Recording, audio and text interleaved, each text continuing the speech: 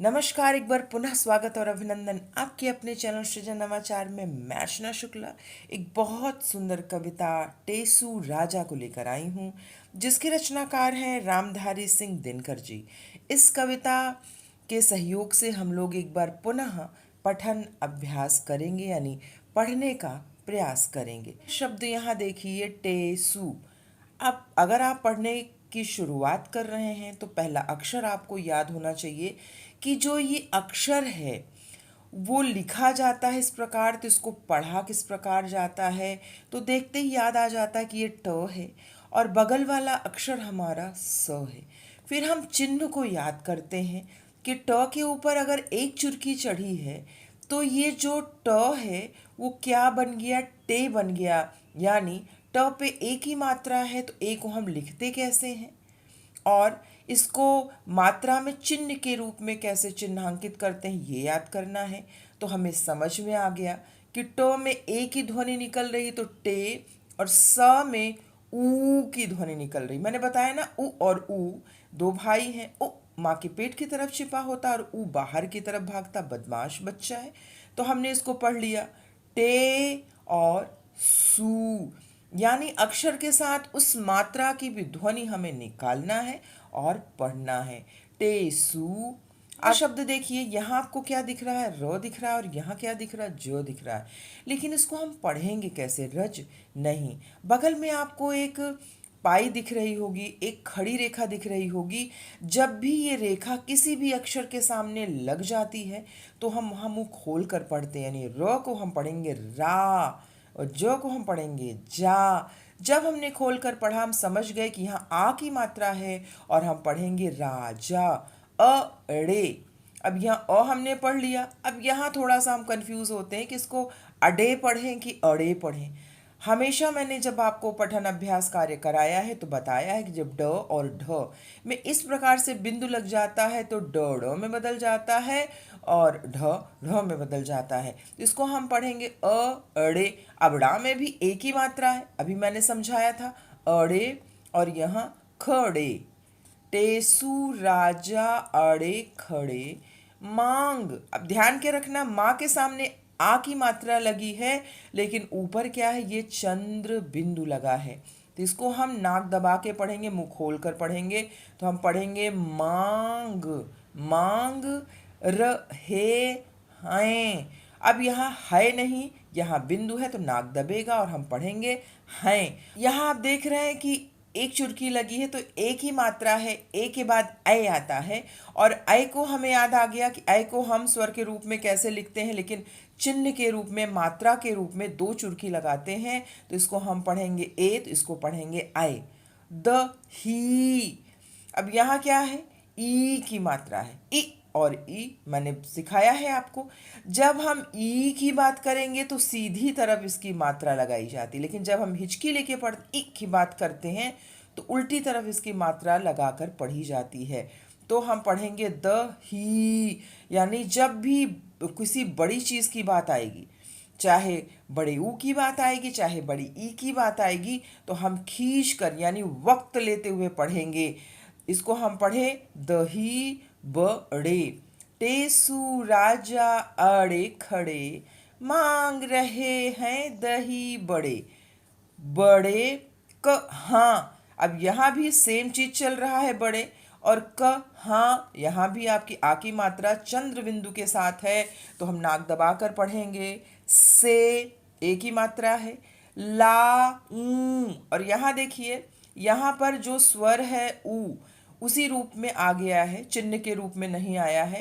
तो ला ऊ, यहाँ भी चंद्र बिंदु है, तो आपको नाक दबाकर मुंह खोलकर पढ़ना, ला ऊ मैं पहले खेत खुदाऊं मैं, उसमें उड़द उगाऊं मैं, फसल काट घर लाऊं मैं। ध्यान दीजिए, बड़े कहाँ से लाऊं मैं, पहले खेत खुदाऊं मैं, उसमें उड़द उगाऊं मैं, फसल काट घर लाऊं मैं। जहां भी आ का डंडा आपको दिखेगा वहां आपको मुंह खोल कर पढ़ना है, बस इतना ध्यान आपको रखना है। अब यहां से शुरुआत करिए। छान, ध्यान क्या रखना है, पहले ये तो अक्षर आपको याद करना है, इसको हम पढ़ते क्या हैं। याद आ गया कि ये छ है और ये न है। फिर आपको मात्राओं का ध्यान रखना है। जैसे आपने यहाँ डंडा देखा, आप समझ गए कि यहाँ पर हमें मुंह खोल कर पढ़ना है और हमने छ न पढ़कर छा न, और न में मुंह बंद कर लेना है, छा न। पढ़कर देखिए, पढ़ लेंगे आसानी से। छान फटक फटक रखवाऊं मैं फिर। मैंने कहा ना, ई और ई में फर्क है। जब हम ज़्यादा समय लेंगे तो वो दीर्घ ई होगा, यानी बड़ी ई की बात करेंगे। जब हिचकी लेके पढ़ेंगे तो छोटी ई की बात करेंगे, जिसका चिन्ह उल्टी तरफ, किसी भी अक्षर के उल्टी तरफ लगाया जाता है। इसको हम क्या पढ़ेंगे, फिर पिट्ठी पिट्ठी। यहाँ पर देखिए हल चिन्ह लग रहा है। जितने भी गोल अक्षर हैं उसको आधे रूप में लिखने के लिए हम हल चिन्ह का प्रयोग करते हैं। तो इसको हम क्या पढ़ेंगे, पिट, यानी पी ने ट को खाया, पिट। इसको बोलेंगे तो पी में ट की ध्वनि निकलेगी, यानी हम उसको अपने में समाहित करेंगे, पिट्ठी। पिस वाऊं मैं टिकिए टिकिए गोल। अब यहाँ देखिए ओ की मात्रा है। अब यहाँ अगर एक चुरकी होती तो ए की मात्रा होती, दो चुरकी होती तो ऐ की मात्रा होती।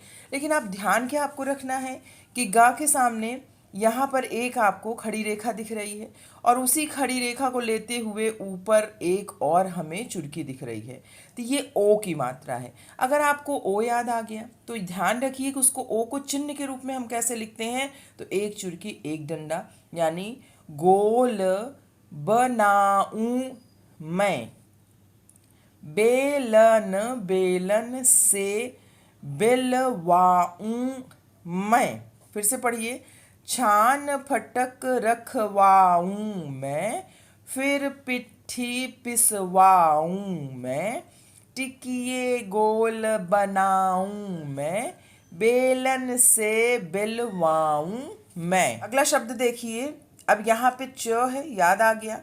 अब इसका मुंह सीधे तरफ लगा है, यानी ये बड़े ऊ की बात कर रहा है। बड़ा ऊ हमेशा गाना गा के पढ़ता है या वक्त ज़्यादा लेता है, तो चूल्हा। अब ल को अपने तरफ खींचेगा, चूल्हा चूल्हा। फूंक जलाऊं मैं, तलवा कर सिकवाऊं मैं, फिर पानी में डाल उन्हें मैं लूं खूब उबाल उन्हें। फूल, अब फ में ऊ की मात्रा, ल में अ की ध्वनि सुनाई पड़ रही है, तो फूल जाएं वह सब के सब, उन्हें दही में डालूं तब, मिर्च नमक छिड़काऊं मैं, चांदी वर्क लगाऊं मैं, चम्मच एक मंगाऊं मैं, तब वह उन्हें खिलाऊं मैं, टेसू राजा अड़े खड़े मांग रहे हैं दही बड़े।